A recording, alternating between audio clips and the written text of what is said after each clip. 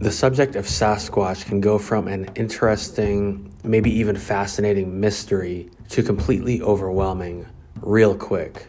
You might be wondering if such a being can possibly exist at all, with a skeptical yet open mind, and that may be the limit of your current curiosity. Just thinking about this possibility at all is quite the stretch of the mind and brings up a whole plethora of other questions. Then there are the reports that you run across on the internet, and there are a lot of them. Many have things in common, such as a life-altering visual or hearing a sound that may even have caused some level of PTSD, along with a fear of an activity that was once just an innocent pastime. You may have heard about a terrorizing encounter, or you may have heard of what might even sound friendly, and after a while, it might seem stories have more flavors than Baskin-Robbins. Then you may suddenly hear questions such as, are Sasquatch benevolent? Are they demons? Gigantopithecus? Nephilim? Extraterrestrials? Wait a minute, I'm not even quite sure if they exist at all, and I'm not quite ready to hear about you feeding the Sasquatch near your home, or hearing about how they may snatch women. Now I'm starting to wonder how much of this could be made up, and I'm still just wondering if it is even possible that these things, or people as I hear them referred to, might even exist at all. It can be a lot, as on one hand, you develop this strong curiosity to understand this, and on the other hand, you may get confused with where to look, especially if you are just wondering if they are even real. This video is just a bit of a brainstorm of sorts, as I was thinking about what it has been like for me first learning that people take this seriously and the sheer number of stories there are. I am less overwhelmed now, but a short time ago, I remember being overwhelmed at how many people are talking about this, along with the different types of experiences that many describe. I personally began binging on videos on the YouTube channel The Facts by How to Hunt, and eventually I started wondering if these may actually be actual emails from people.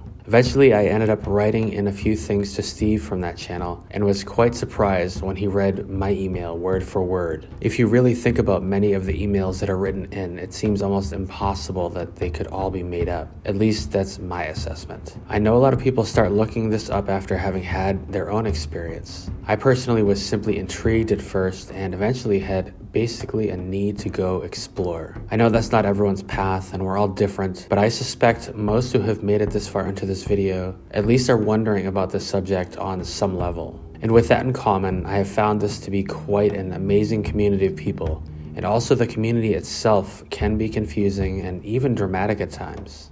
People may disagree in beliefs, or someone may even be accused of a hoax or a flat-out made-up story. On the flip side of that, I have observed some common threads, repeating themes in stories, and eventually, if you listen to lots of them, I suspect you will at the very least be convinced that there is something to this, and you may even feel compelled to go and have a look in some areas where you think that the existence of such a being might be possible. One thing that I have learned is that there are reports and stories from far more areas than just the Pacific Northwest, but rather, there have been reports and stories shared from all kinds of places around the United States and even around the world. So, where to begin? Let me remind you of when your mom, dad, sister, brother, son, or daughter whipped you that game controller and how overwhelmed you were with this video game. Or when you set foot on college campus, started a new school, or started a new job. It was overwhelming at first, and then eventually it wasn't.